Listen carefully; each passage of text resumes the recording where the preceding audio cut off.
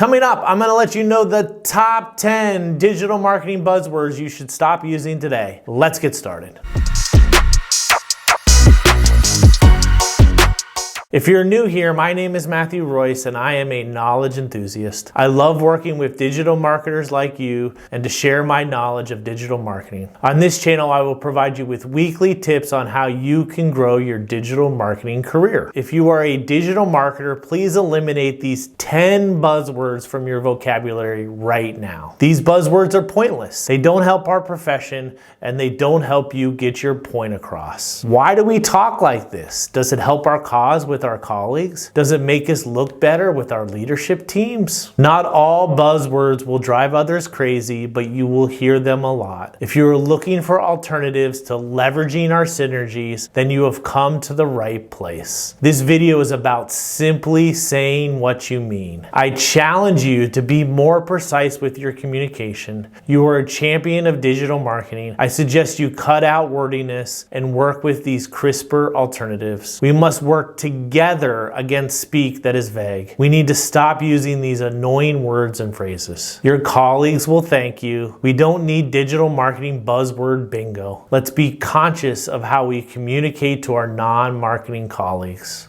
Here's my top 10 list of the most used digital marketing buzzwords that we need to stop using immediately. Number 1, new normal. This phrase tops the list because it's one of the most annoying buzzwords around. This phrase is about how we expect the world to be. This phrase tries to explain that we were trying to adapt and adjust to the new world after the global pandemic. It tries hard to remind us that the world has forever changed. Guess what? The world changes all the time and every day is the new normal. This word is vague, open to interpretation, and a throwaway phrase that adds no value to a conversation. An example is, this is the new normal we are living in. Instead, say the current state of the world, the industry, or the profession. Number 2, let's take this offline. Many leaders use this phrase during meetings, but it doesn't mean the same anymore. You used to be able to talk face to face after a conference call. This doesn't happen in our hybrid work world.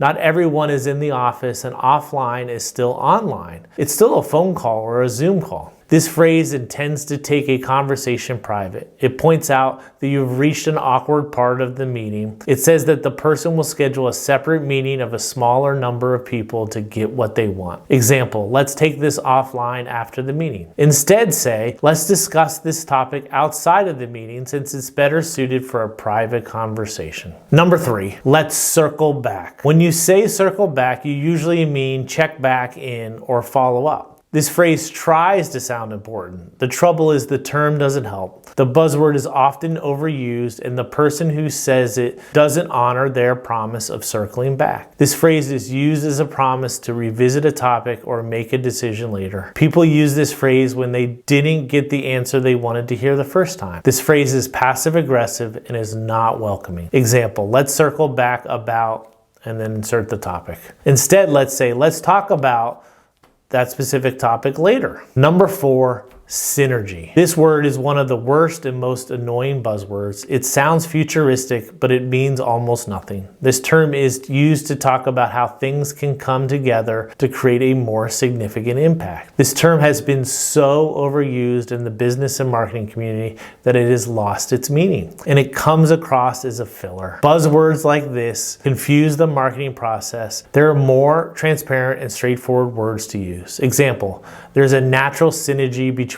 Instead, say work together. Number 5, paradigm shift. This phrase originated with the science to explain how change in approach or questioning underlying assumption changes things. For example, the shift of people's thinking that the earth was the center of the universe to the sun being the center of the universe. This phrase has been overused by marketing, and things that are not really paradigm shifts have been labeled as one. The word now comes across as digital marketing fluff, just like the phrase digital transformation. Example, there's been a significant paradigm shift in. Instead, just say, there's a new and different way to think about insert the topic. Number 6, leverage. Let's make sure the word leverage is confined to the financial community where it really means something. It means the ratio of a company's loan capital or debt to the value of its common stock or equity. This word has become so overused and misused that it has lost its meaning. This word is used as a fancy way to say the word use. People use the word in sentences that don't make sense. Excellent communication is about simplicity, so just use the word use. Example, we can leverage this unique position to, instead just say use, learn from, or take advantage of. Number 7, reach out.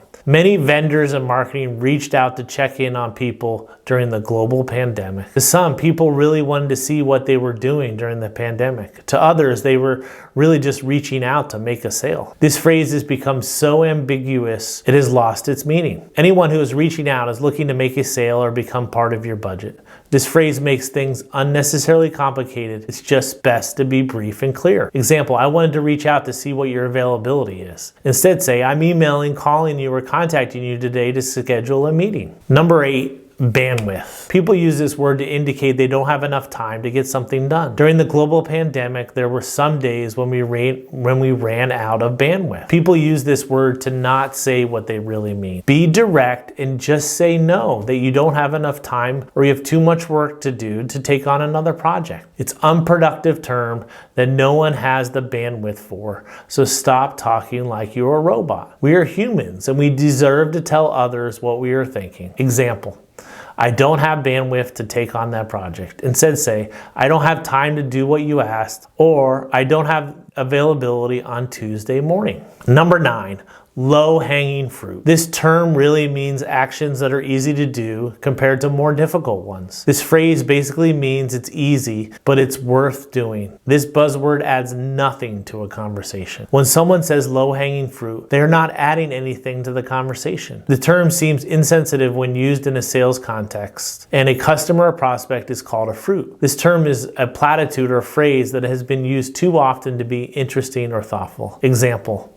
let's start the project by tackling the low-hanging fruit. Instead, just say, let's build momentum by doing the easy task first. Number 10, pivot. Yes, the word pivot means a change in direction. We are not playing basketball here. In many industries, companies had to pivot during the global pandemic. However, every company had to do it, so it's becoming a popular and familiar phrase. This term now sparks confusion and a lot of eye rolls. People use the term to talk about change, but don't clarify what those changes are. It is a great way to cause unneeded uncertainty. Define what pivot means. Example, we need to pivot to focus on. Instead, just say, we messed up and let's start over. Okay, let's bring it all together. First, if you like what you saw here, please hit the subscribe button below. If you work in the digital marketing world, there are plenty of buzzwords that go around. There's one thing that's not going to change. People will create new and creative digital marketing buzzwords to polish old and negative words and phrases. Don't become comfortable using marketing buzzwords because they make it harder for marketers to communicate effectively. We must bring integrity back to our language if we want the marketing profession to rise. Thank you for watching. Until next time.